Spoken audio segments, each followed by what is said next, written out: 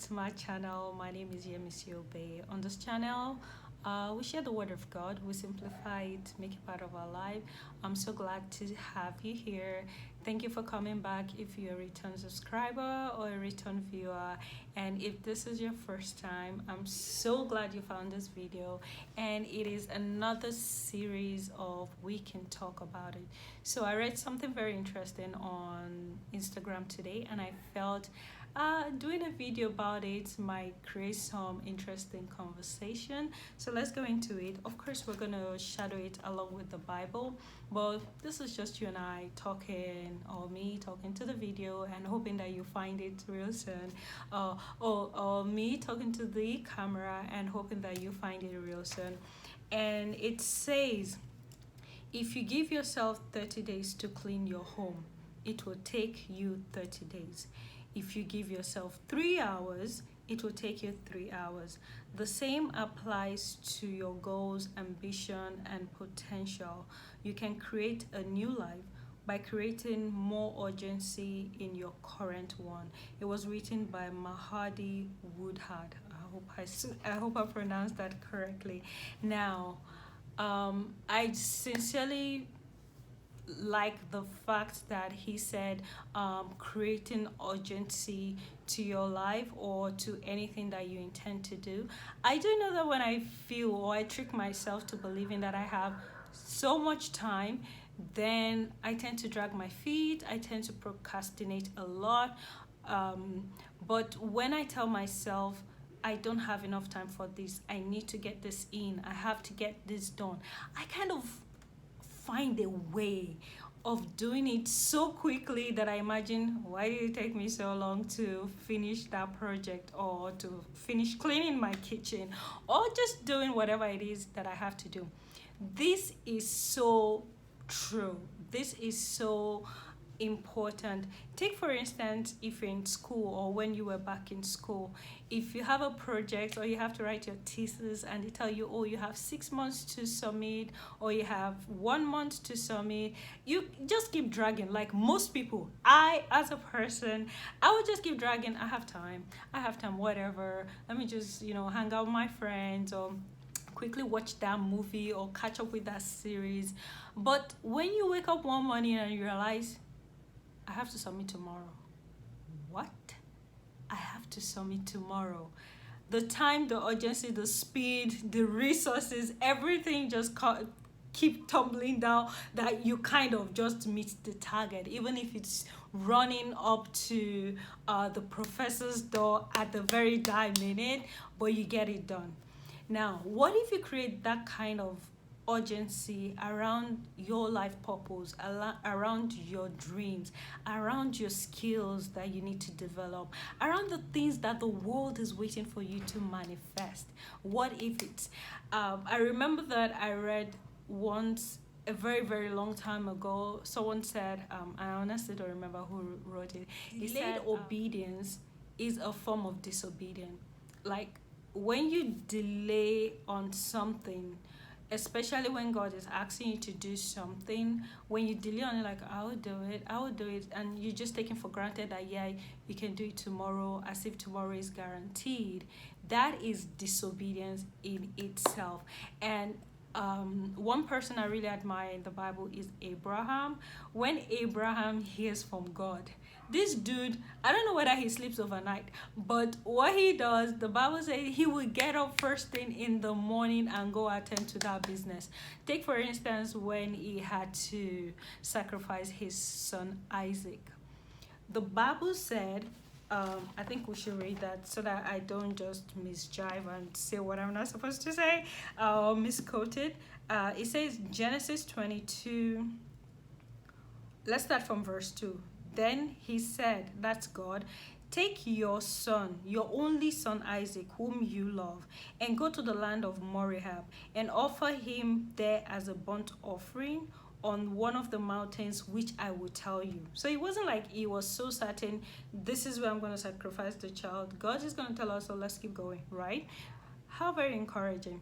And it goes on to say, so Abraham rose up early in the morning and saddled his donkey and took 2 servants two of his young servants with him, and Isaac his son, and then split wood for the burnt offering, and arose and went to the place which God had told him. Like, he rose up early, like no wasting time.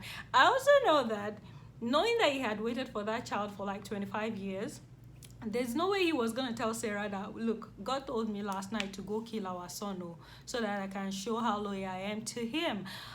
So he didn't even give the chance for argument or negotiation. Like, this guy got up before anybody woke up in the house and went on the journey. Also, when the children of Israel were crossing the Jordan, they were led by Joshua to take over and possess the land that God had promised them. Joshua got the people up early in the morning. There's something about waking up in the morning. There's something about waking up early, not just waking up in the morning, but waking up very early in the morning. It just, everywhere is still quiet, nature is still quiet, the earth is still quiet. It's almost as if the ears of heaven is open just to hear you. And that's why the midnight prayer is so powerful. So, I know I've gotten off a little bit, but coming back to, creating urgency in things that we need to do, you need to, first and foremost, number one, you need to know what you want to do. You need to know what you want to achieve. You need to be clear. You need to be very specific. It's not like, oh, I just want to write a book. What kind of book do you want to write? Are you writing frictions? Are you writing children's book? Are you writing a novel? Is it telling your life story? You need to be very, very specific about what you want to do. And then when you're sure this is what I want to do, then you give yourself a timeline. I'm going to finish this project in 3 months. I'm going to finish this project in 2 weeks. Like, whatever it is that you want to do, just put a time to it and stick to the time. I have a calendar behind me. I hope I can show you. Let me just get up and show you. Like, oops, sorry. Right there. And I tell myself, look, I give myself time. This is what I want to do this month. At the beginning of every month, I give myself target. This is what I want to do. And then I break it down. Like, by the first week of the month, I must have cleared this out. I must have achieved this. By the end of the end of the second week, I want to have achieved it. Now, do I do that 100% of the time? No. I honestly do not. I wish I do. But it gives me the accountability, like, girl, you messed up last week. You need to catch up, or you need to pick up with your speed. You need to do more of this. You need to do more of that. I may not knock off everything on my to-do list at the end of the month, but trust me, at least I always achieve 70 to 80% of it, which is a very good thing, so that I don't beat myself down like I have to be 100%. I used to, but I don't do that anymore. But it gives me a sense of achievement, a sense of accomplishment, that I set out to do something and I actually started and I did it. So when you tell yourself, I have time, honestly, you keep dragging your feet. It doesn't matter what it is, even if it's just getting up in the morning to make your bed. Many of us are working from home at the moment, and we kind of wake up at the nick in time, like that last few minutes to clocking in, and then we leave everything left undone and just looking shabby because nobody can see us. But what if you wake up a little bit earlier and tell yourself, I'm going to start doing things differently, and I'm going to be accountable to myself. Make promises to yourself and keep them. I am in the habit of making promises to people and going the extra mile to keep them. But when it comes to myself, I'm just like, well, okay, I'll do it tomorrow. I don't feel like doing it right now. But now I have tried, and I'm still trying. I'm still working on it on a very daily basis, to tell myself, when I make a promise to myself, I will keep it no matter what. Even if I kind of shady about it, like flimsy about it, I still try to keep it to myself.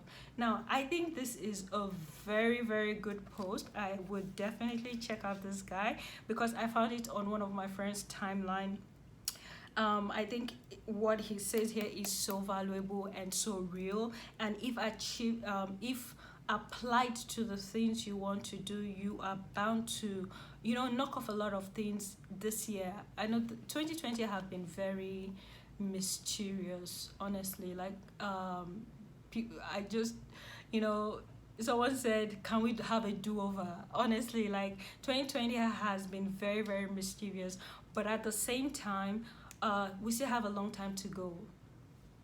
Like, we still have another, this is the seventh, we have another 5 months to go, and we can still do things, we can still achieve goals, we can still put things in motion, we can set things in motion and just go from there.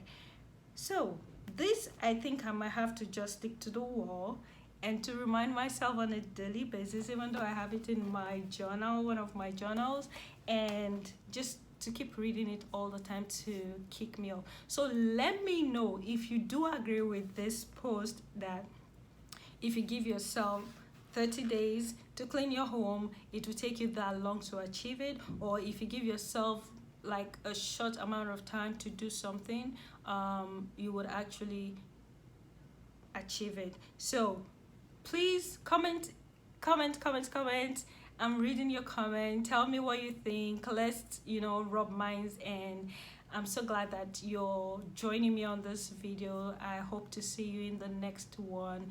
Do not forget to like, do not forget to subscribe. Of course, do not forget to share. Let's make it a community. And do not forget to check out my other videos where we actually dive into the Word of God and just, have a good time. See you in the next video. Bye.